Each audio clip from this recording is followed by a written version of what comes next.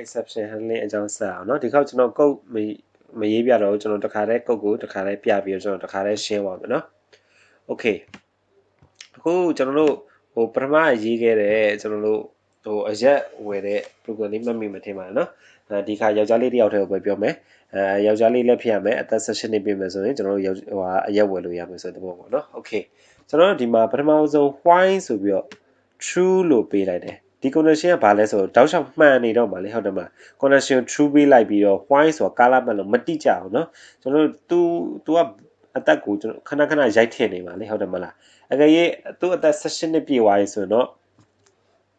break ပေါ့နော်အရက်လဲဝယ်လို့ရမယ် okay ပေါ့နော်ဟုတ်ပြီကျွန်တော် why ဆိုပြီး true ဆိုပြီးလုပ်လိုက်တယ်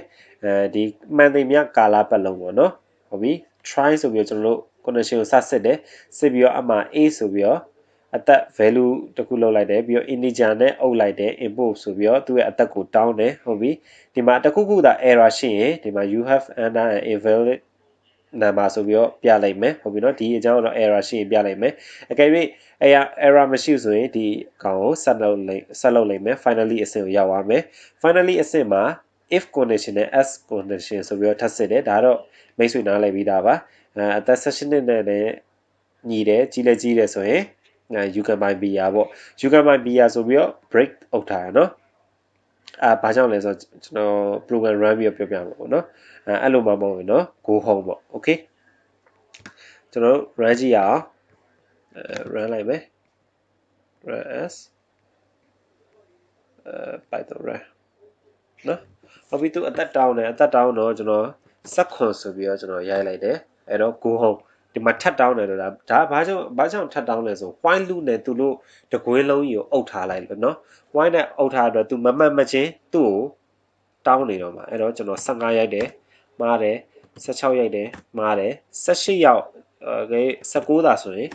condition break ဖြစ်သွားပြီ။ဘာကြောင့်လဲဆိုတော့ဒီ break key ပေါ့။အကယ်၍ဒီ break keyword သာမပါဘူးဆိုရင်ကျွန်တော် comment ခဏအုပ်ထားလိုက်မယ်။ break keyword သာမပါဘူးဆိုရင်ဘာဖြစ်မလဲဆိုတော့ကျွန်တော်ကြည့်အောင်။ဟုတ်ပြီနော်။